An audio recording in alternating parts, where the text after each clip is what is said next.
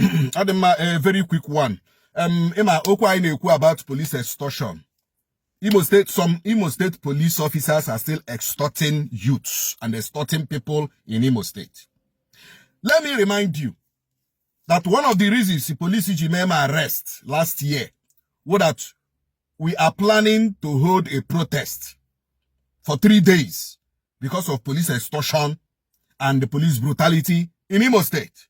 So, all one of the reasons IGBO arrest. I know. And after then, we thought that probably some of them can get sense and respect themselves. But unfortunately, some police officers, not all, some police officers are still extorting people in Imo State. Going through phones, going through laptops, they check your phone number, they check your balance number. When the IGP and the Commissioner of Police Imo State, Abokida Juba, has continually warned that no police officer has the right to look into the phone of any citizen of this country without a court warrant, without a court order. Without a court order, you don't have the right to check somebody's phone. Without court order, you don't have the right to check somebody's laptop. Without court order, you don't have that right. If you so much suspended that you don't know this, you don't know that, go and obtain court order, then do it. But you know they don't do that. They keep checking people's phone, checking people's laptop, and I check your phone, I got to your balance account. Now this young guy, family had a rala.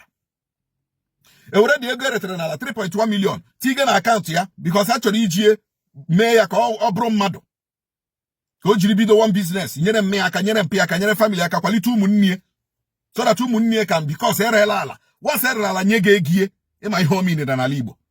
Once erala nyege shigijire buru in my home in or give a family. You get boom pagi, boom magi, boom negin detro.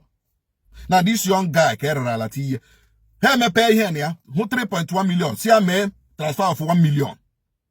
Transfer of 1 million. Ya me also so over the Madikia. Oh, Papa Hanerala. Sit bomb me up, bompia. Sit bomb me up, bompia, mere. Even Hacho Hakaga no look. I confirm more. Nerala. No, a gal here, Katie here. I drag it. I'm telling you, Egomado. I drag it 1 million from 1 million to 500,000. The boy, Emera transfer 5 here with account to Emera transfer. So I'm pasting it here now. That transaction is here. And I'm going to play a voice note from that guy. From that guy. I'm going to, let me play the voice note so that you understand where we are coming from. Good morning, sir. Yesterday, I and some of my friends, we were going out to buy things for furniture, because that my friend, he does furniture just front of the lodge there. So we haven't even gotten to Umerim Secondary School. The police, they stopped us and they searched us, nothing. They told me to enter the car. So they collected my phone. They went through my message. They saw my alert. It was 3.1 million, and it's money I sold land because I and my family members were agreed that they will sell that land, give me the money, and then I will start something on.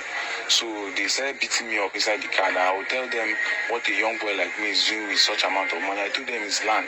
They started threatening me. They took me to Weldra yesterday. They were just taking me around.